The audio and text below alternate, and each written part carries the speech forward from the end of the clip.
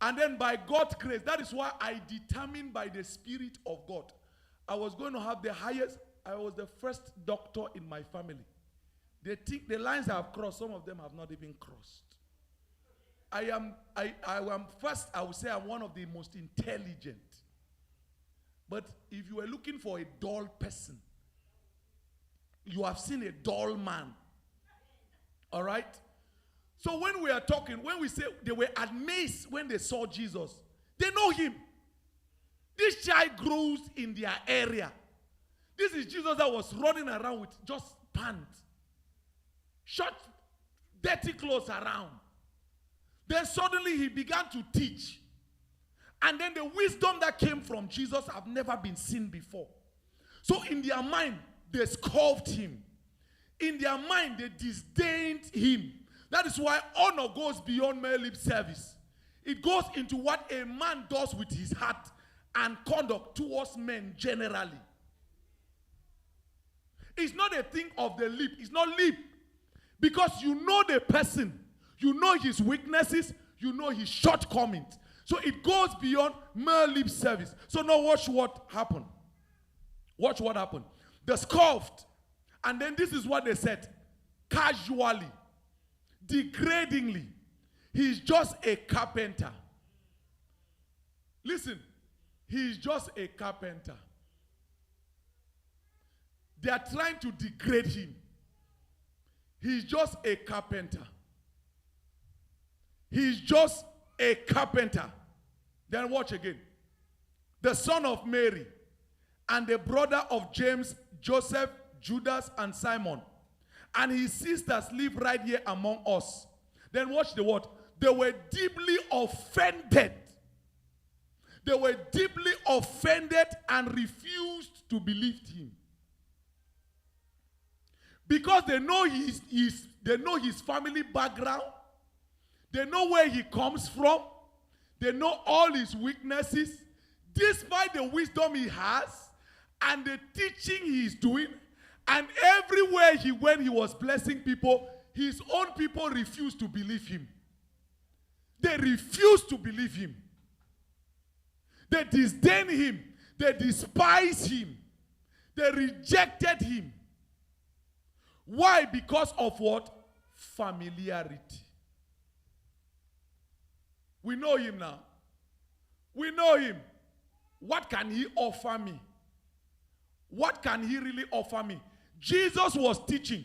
They refused to believe him. And then notice, Jesus said, a prophet is honored everywhere except in his own hometown, among his relatives and his own family.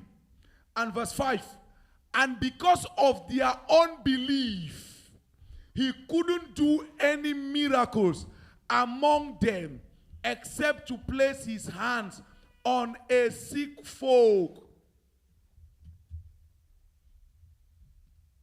Jesus doing miracles everywhere. Got to his own hometown. Could not do much miracles. Why? Because of their unbelief. Jesus calls unbelief dishonor. Jesus calls unbelief dishonor. Jesus calls unbelief dishonor. So Jesus could not do mighty works or no mighty works save the few hands he laid upon the sick. The question we will ask ourselves now is, was Jesus anointed to heal the sick? Was Jesus anointed to heal the sick? Did Jesus perform miracles everywhere? Was Jesus' news about his miracle and all that voiced abroad? So why did it not happen in his own hometown? Too much familiarity. That is why when you get too close to a certain man of God, this is I learned over the years in ministry. One of the men of God that mentored me growing up in ministry is a bishop. I used to be his PA. We will sit down like this. We will crack jokes. We will laugh. But there is a line you don't cross. You see that line? Don't cross that line. Once we come out from that meeting, that joke ceases. I go back into my duty. I function. One of those days before I round out, unfortunately, God, this is the way God catch me that day. We went for a ministration in another state in Nigeria. They booked just one hotel room for him. And they wanted to book mine. He said, no, we will sleep on the same bed. I said, God, I'm finished today. Guess where I was sleeping? I was sleeping on the floor. I said, no, come on the bed. How do I sleep on the bed with someone like him? In my mind, he said, no, come on the bed, come on the bed. See where I was sleeping on the bed, on this corner. I was not moving till daybreak. I wish they break me quick. And that is somebody we crack jokes. I tell you, I know all his shortcomings. I was so close to him. I know all his mistakes. All. But honor. And that is why I left. When I left, till tomorrow, we are still in communication. I am one of the sons he holds in high esteem. And I will tell you, among the sons that left, I will tell you I'm the highest that have gone farthest. Because the rest left with anger. And one of those days, some of the pastors came and asked me one question. All the pastors are leaving. Why are you not leaving? Because this man of God does doing like this. He's going left like that. He's going right like this. I said, listen to me. God has not asked me to leave. The day God will ask me to leave, I will leave. But for now, I am staying here and I'm serving him. And you know, all of those were for my benefit.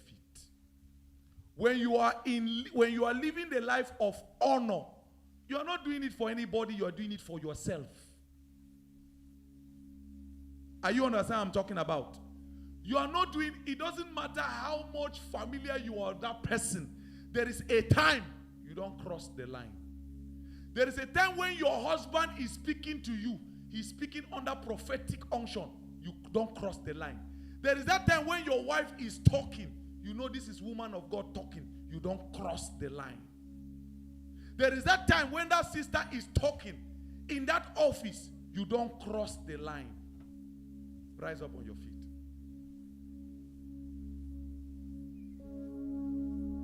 Honor is for your own benefit. Jesus could not do miracles. Not because Jesus was not anointed. No, not because he was not anointed. But because these people were in unbelief.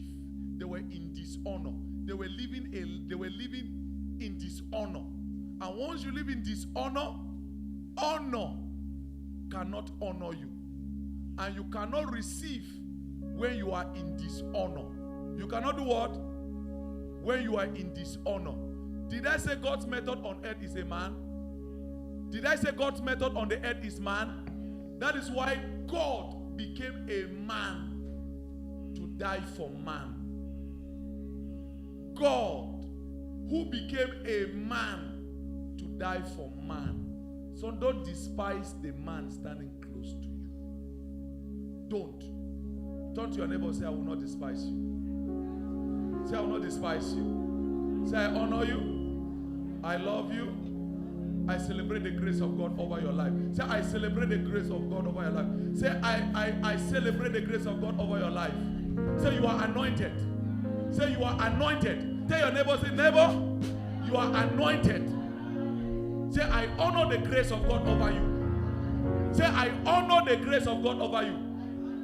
I honor you. I honor you. I honor you. I will not despise you. In spite of your shortcomings, your mistakes, what you have and what you don't have, I honor you because Christ has instructed me to honor you. So I honor you